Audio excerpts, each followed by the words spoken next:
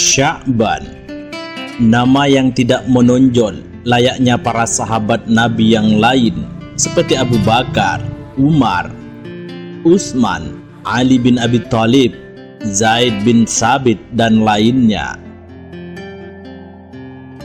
Sya'ban memiliki kebiasaan unik yang selalu ia jalani sepanjang hidupnya. Kebiasaan itu adalah selalu hadir di masjid sebelum salat fardu berjamaah dimulai. Sya'ban selalu duduk di sudut masjid sambil beriktikaf. Alasan ia memilih sudut ruang masjid bukanlah supaya mudah untuk tidur sambil senderan, tetapi agar tidak mengganggu jamaah lain yang ingin beribadah. Suatu ketika, Sya'ban tidak ada di posisi tempat ia biasa beriktikaf.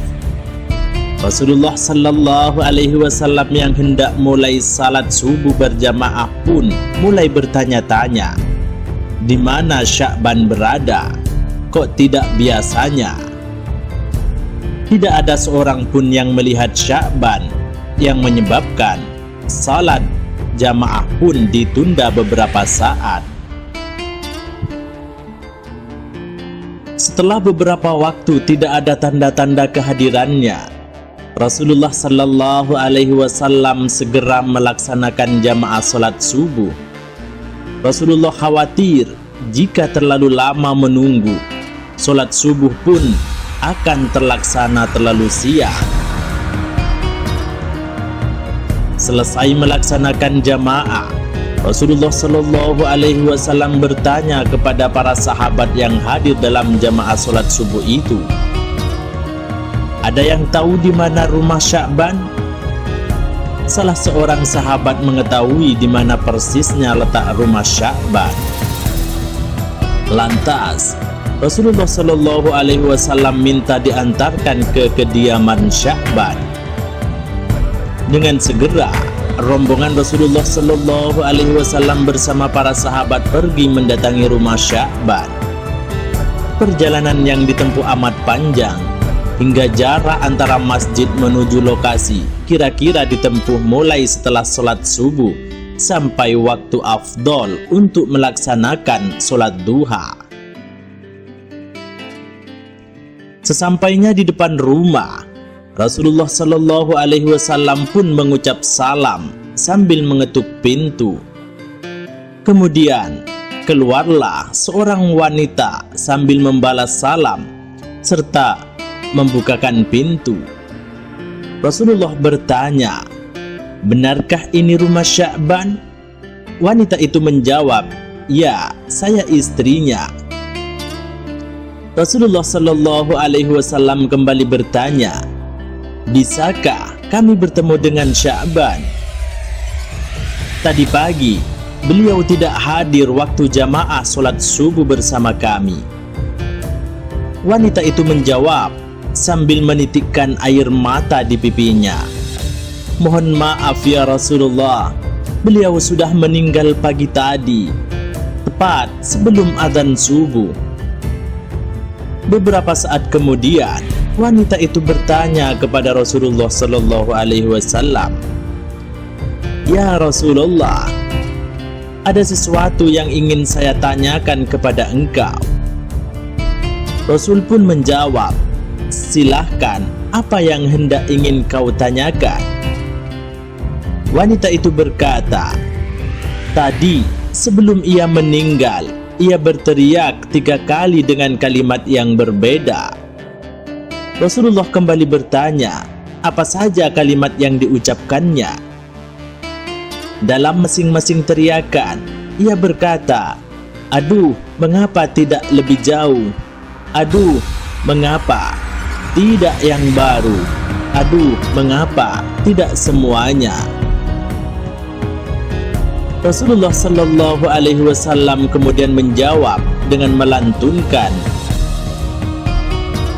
laqad kunta fi ghaflatin min hadza fakashafna anka ghita'aka fabasaruka al-yawma hadid, yang artinya, sungguh kamu dahulu benar-benar lalai tentang peristiwa ini, maka kami singkapkan penutup matamu sehingga penglihatanmu pada hari ini sangat tajam. Quran Surat Qaf ayat 22. Rasulullah kemudian memberikan penjelasan dengan amat rinci. Ketika menjelang sakaratul maut, seluruh amal perbuatan yang telah Sya'ban lakukan ditayangkan ulang oleh Allah Subhanahu wa Ta'ala. Semua peristiwa yang disaksikan oleh Sya'ban tidak dapat dilihat oleh orang lain. Di samping amal perbuatan, Allah juga memperlihatkan ganjaran yang Sya'ban terima. Teriakan pertama, "Aduh, mengapa tidak lebih jauh?" Dalam penayangan itu, Sya'ban menyaksikan suatu amal yang biasa ia lakukan setiap hari, berupa perjalanannya pergi ke masjid untuk melaksanakan sholat berjamaah. Dari perjalanan yang amat panjang itu, Sya'ban diperlihatkan ganjaran yang ia peroleh dari setiap langkah kakinya. Saat ia berteriak, timbul penyesalan dalam diri Sya'ban. Andaikan jarak rumahnya dengan masjid lebih jauh lagi, tentu pahala yang ia peroleh semakin banyak dan berlipat-lipat. Teriakan kedua, "Aduh, mengapa tidak yang baru?" Ternyata saat musim dingin, angin menghembuskan hawa dingin yang menusuk hingga ke tulang. Sya'ban yang hendak pergi ke masjid pun kembali ke dalam rumah dan mengambil baju untuk outers. Sya'ban sengaja mengenakan baju yang baru di dalam sedangkan baju yang jelek di luar. Sya'ban sengaja melakukannya karena nanti jika terkena debu atau kotoran di jalan, hanya terkena di baju yang luar, sedangkan baju yang dalam masih bersih dan dapat digunakan untuk sholat berjamaah setelah menanggalkan baju yang luar. Namun di tengah perjalanan, Sya'ban menemukan seseorang yang kedinginan. Tanpa ragu, Sya'ban segera menanggalkan bajunya yang luar, lalu menyelimuti orang itu sambil memapahnya menuju masjid. Orang itu pun selamat dari kedinginan dan dapat melaksanakan sholat berjamaah. Sya'ban melihat ganjaran yang ia terima sebagai balasan untuknya yang telah memakaikan baju yang jelek kepada orang itu. Sya'ban menyesal. Seandainya ia memakaikan bajunya yang baru, pastilah ganjaran yang ia terima jauh lebih banyak lagi. Adapun teriakan ketiga, "Aduh, mengapa tidak semua?" Suatu pagi, Sya'ban hendak sarapan dengan sebuah roti dan segelas susu. Roti itu dikonsumsi dengan dicelupkan terlebih dahulu ke dalam susu hangat sebelum disantap. Sebelum memulai sarapan, datanglah pengemis di depan pintu rumah Sya'ban sambil meminta makan.